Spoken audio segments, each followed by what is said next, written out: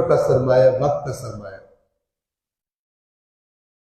और अहादीस बयान करने से पहले मैं आपकी खिदमत में यह अर्ज कर दूं कि आप अपने आप को जितना कीमती समझते हैं, आप अपने से मरबूत चीजों को भी उतना ही कीमती समझेंगे।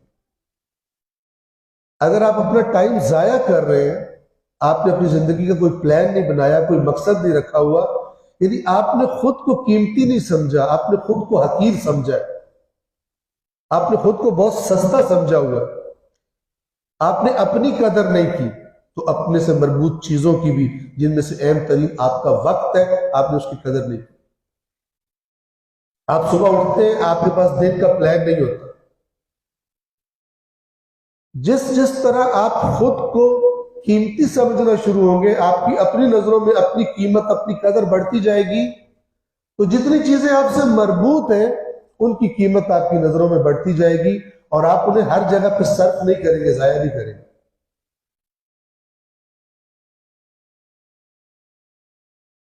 और अगर आपकी अपने आप को कीमती नहीं समझते, अगर आपकी फिक्र छोटी है, तो उम्र गुजर जाएगी छोटी छोटी चीजों के उसूल में, छोटी छोटी ख्वाहिशात के पीछे दौड़ते हुए आप उम्र गुजार देंगे। अगर फिक्र छोटी हो, अपने आप को इंसान बड़ा देखता ही ना हो, तो उसका नतीजा क्या होता है? मैं एक छोटा सा आपको जोक सुना दूं। एक मछेरे ने जाल फेंका मछलियां पकड़ने के लिए, और अंदर से एक बोतल निकली मछलियों के साथ।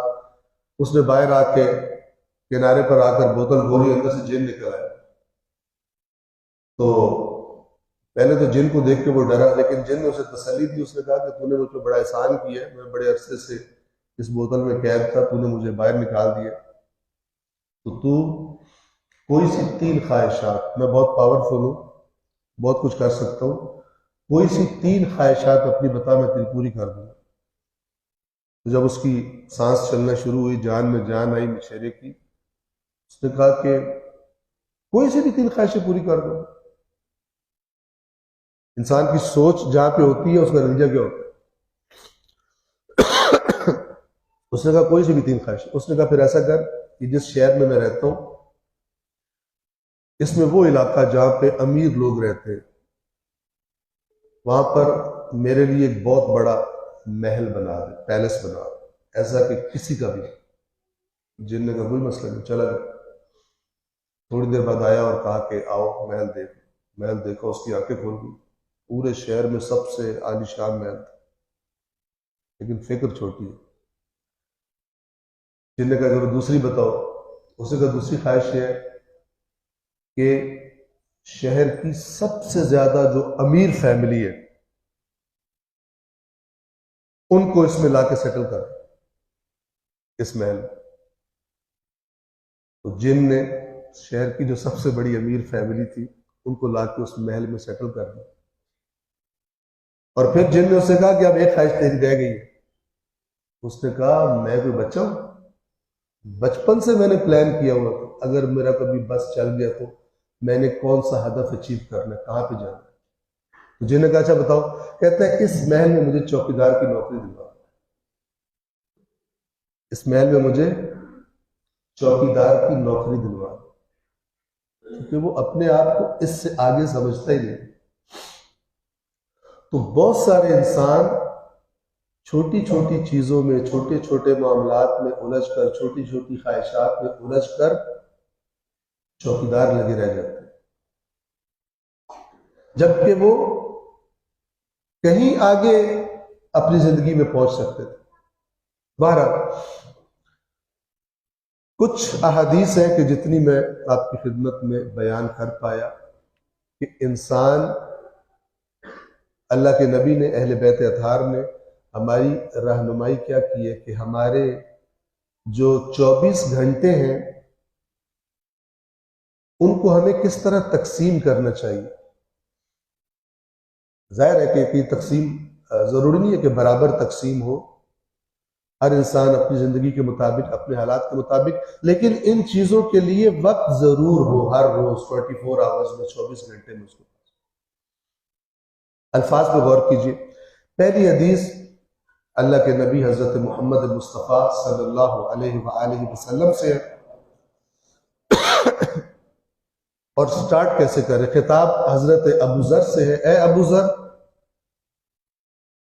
वो शख्स कि जो आकिल है, क्या फरमा रहे हैं? वो शख्स के जो आकिल है, यानी अल्लाह ने अकल दी है और उस अकल को इस्तेमाल भी करता है, उस अकल को अपनी ख्वाहिशात के नीचे दबाया नहीं हो सकता। वो शख्स के जो आकिल है और उसकी अकल मगलूब भी नहीं है, उसकी अकल पर उसकी ख्वाहिशात गालिब नहीं, क्योंकि ख्वाहिशात में इंसान फिर टाइम अपना जाया कर देता है। उसको चाहिए, उसके लिए जरूरी है कि अपने औकात को 4 हिस्सों में तकसीम करे। अब आप देखिए कि ये चीजें जिनका नाम लिया जा रहा है, ये हमारे 24 घंटों में मौजूद है या नहीं, और अगर नहीं मौजूद तो फिर इसके सुनने का तब फायदा है कि ये 4 चीजें आ जाए, अगर नहीं थी, और पूरे एहतमाम के साथ, पूरी इंपॉर्टेंस के साथ हमारी जिंदगियों में आ जाए। सबसे पहली चीज फरमाया कि सबसे पहला एक उसके औकात का हिस्सा अपने खालिक के साथ, अपने अल्लाह के साथ मुनाजात, राज़ो नियाज, इबादत के लिए होना चाहिए। ये राबता और ये लिंक इंसान को बहुत ताकतवर कर देता है अगर जिंदा राबता हो, बेरूह राबता ना हो। मैं आपकी खिदमत में अर्ज करूं कि जब इब्तिदा हुई वही के नुज़ूल की रसूलुल्लाह पर, तो अल्लाह ने फरमाया कि अनकरीब ए रसूल हम एक बहुत भारी बोझ, जिम्मेदारी आप पर डालने वाले हैं, और उस जिम्मेदारी को अपने कंधों पर लेने के लिए आपको मजीद तैयारी की जरूरत है। अपनी कैफियत को मजीद मजबूत बनाने की जरूरत है, और उसका तरीका यह है कि आप रात के लम्हात में अल्लाह के साथ अपना राबता ज्यादा करें। यानी अल्लाह के साथ राबता इंसान को स्ट्रेंथ देता है, इंसान को ताकत देता है, इंसान की हिम्मत को बढ़ा देता है, क्योंकि वो फिर अल्लाह को अपने पुष्ट पनाह के तौर पर देखता है।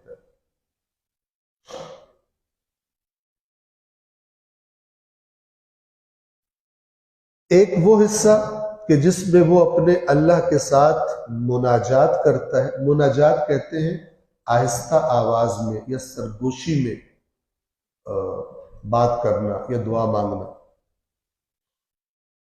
दूसरा, एक वक्त 24 घंटे में अपने लिए ऐसा रखे जिसमें अपना मुहासबा करें। अपना मुहासबा करे, जैसे एक अच्छा ताजिर जब अपना बिजनेस रात को क्लोज करता है तो चेक करता है कि आज क्या बेचा है, क्या अप डाउन्स आज हुए, क्या मुश्किलात पेश आई है, क्या बेहतरी आई है। और अगर एक और हदीस के अल्फाज में आपसे कहूं तो इमाम ने फरमाया कि लैसा मिन्ना मन लम युहासिब नफ्सहु फी कुल्लि यौम, वो हम में से नहीं है, यानी वो हमारा नहीं है, हमारा फॉलोअर नहीं है, हमारी टीम में शामिल नहीं है, हमारी जमात में शामिल नहीं है, जो हर रोज अपना मुहासबा नहीं करता। ये बेहतरीन आदत है, अल्लाह किसी को तौफीक दे देते। पूरे 24 घंटों में जो टाइम आपको मुनासिब लगता है अपने मुहासबे के लिए, सोने से पहले मसला, आज सारा दिन कैसे गुजारा, कोई काम था आपको करते हुए बड़ा मजा आया, लेकिन अब उस काम से क्या बचा है आपके लिए? आया उस पर पैसा जाया कर दिया, उस वक्त बहुत मजा आ रहा था, लेकिन अब कुछ नहीं बचा। अब दिल कर रहा है कि काश ना किया होता। और सबसे बेहतरीन मुहासबा वो है जो अपने अल्लाह को ज़हन में रख के किया जाता है कि कौन सा काम है जिससे अल्लाह राजी हुआ है और कौन सा काम है जिससे अल्लाह नाराज हुआ। बस एक मुनाजात का टाइम, दूसरा अपने मुहासबे का टाइम। हर रोज का भी मुहासबा करें, हर हफ्ते का मुहासबा करें, वीकेंड पर, महीने के एंड पर महीने का मुहासबा करें, साल के एंड पर साल का मुहासबा करें, और कुछ अरसे के बाद अपनी उम्र का मुहासबा करें।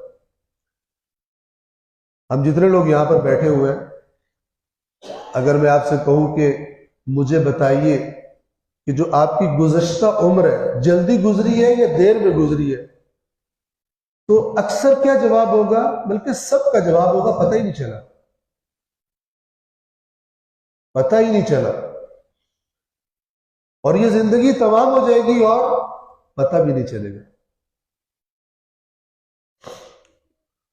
तीसरा,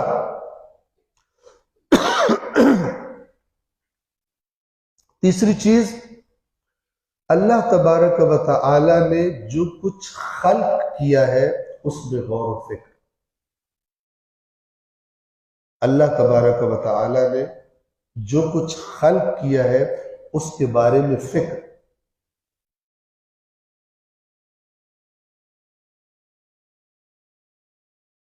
आपको मालूम है कि ये इंसान की जितनी तरक्की है, आज से 1000 साल पहले इंसानों की जिंदगी कैसी थी और आज हम क्या चीजें लेकर बैठे और कैसी जिंदगी गुजार रहे हैं, ये सारा असल में अल्लाह की मखलूकात में फिक्र का नतीजा है।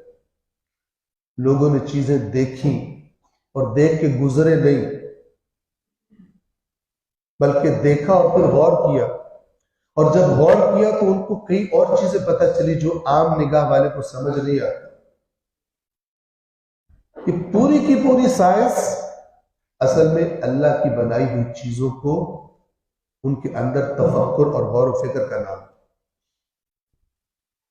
और हम कहा भी करते हैं कि बाज़ चीज़ों को मुसलमानों ने बड़ा मिस किया है, और वो ये कि आप देखें, हम जो फ़िक़ही मसाइल की किताब जो मारूफ है, जो पढ़ते हैं, हम सब के पास मौजूद है, जिसे हम तौज़ीउल मसाइल कहते हैं। तौज़ीउल मसाइल से मरबूत आयात जो कुरान में है वो तकरीबन 500 है, लेकिन वो आयात जो साइंस की तरफ जाने की हमें दावत देती है, इस कायनात में फिक्र की दावत देती है, इसके राजों को कश्फ करने की दावत देती है। और यहां तक अल्लाह कहता है कि मैंने इन चीजों को तुम्हारे लिए मुसख्खर कर दिया, फिक्र करने वालों के लिए इसमें निशानी है। वो 700 से ज्यादा आयात है, लेकिन देखिए 500 आयात को हम कितना दीन समझते हैं, लेकिन इन 700 आयात के बारे में मुसलमानों से दूसरे लोग आगे चले गए। तो एक वक्त इंसान अल्लाह ने जो कुछ खल्क किया है उसमें गौर व फिक्र करने के लिए मुअय्यन कर हर इंसान। और कुरान उन आयात से भरा पड़ा है जिसमें अल्लाह अपने खास बंदों की निशानी ये बताता है कि ये गौर करते हैं, अल्लाह को याद भी रखते हैं कसरत से, और अल्लाह की मखलूकात में गौर व फिक्र भी करते हैं।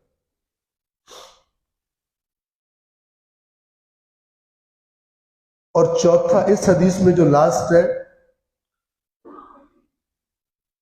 वो ये कि एक वक्त वो रखे कि जिसमें वो रिज़्क़ के हलाल के लिए कोशिश करे और मेहनत करे। ये 4 चीजें हो गई। अगली हदीस, इस हदीस के रावी अमीरुल मोमिनीन है और रिवायत कर रहे हैं रसूलुल्लाह से अलैहिस्सलातु वस्सलाम।